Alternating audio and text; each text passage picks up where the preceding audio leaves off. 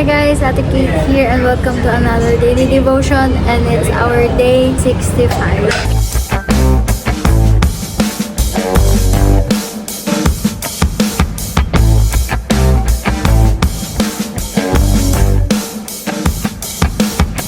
Our Bible verse for today is Luke chapter 11 verse 28. Sabi niya, "But he said, ye rather blessed are they that hear the word of God and keep it."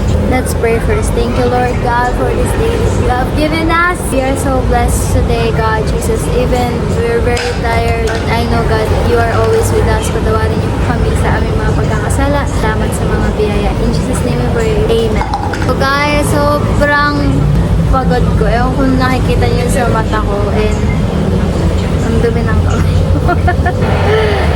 Sobrang pagod. Gusto ko nang magpahinga, pero hindi pwedeng mag-absent tayo sa ating daily devotion for tonight. Napaka-blessed naman ni Mary na anak sa'yo, nagpanganak sa'yo. Pero sabi ni Jesus, mas blessed daw yung mga taong nakikinig ng salita ng Panginoon at ginagawa ito. When we abide our life, pag nag-abide tayo sa Panginoon, na-abide din siya sa atin. At siya'y mananahan sa atin. Imagine that, you are putting your another new clothes. Pinipol, idinadamit natin yung righteousness ni Jesus. Dahil sa mga salita ng gagaling sa Kanya. Yes, bless si Mary, walang duda doon. Pero, tingin pa rin si Lord sa mga taong sumusunod sa Kanya sa katotohanan ng buong puso.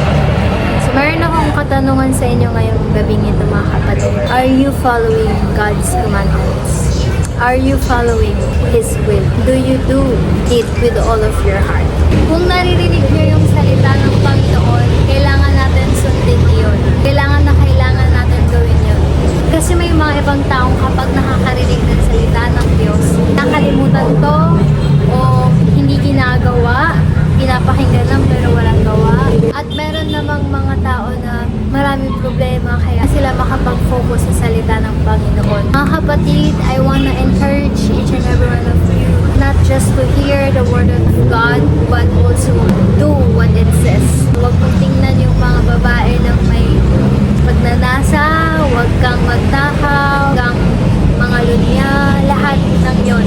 That's why we are trying our best talaga to seek the word of God because we wanna know more about Him. We wanna know more about His word. And you are so blessed. I don't know what is it yet, but there will be a great reward that is gonna happen in your life.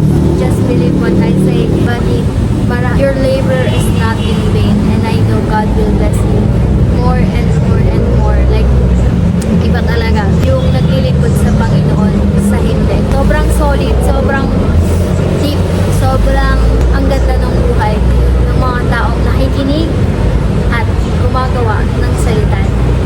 Kailangan natin to, guys. Whatever happen, whatever it takes, I pray na magdatnan tayo ni Lord na dating niya, kumikilos tayo at nag-share ng salita ng Panginoon, nagde-disciple. Naglalaro ng kahit anumang games o hindi nakikipag chismis, nakakahiga, natutulog. But I mean is, kapag namadatnan tayo ng Panginoon, kailangan talaga sa tamang daan tayo. So yun lang, guys. God bless.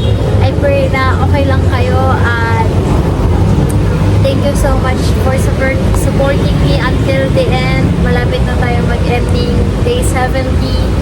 But it's been a really good time, guys. And syempre, makikita niyo pa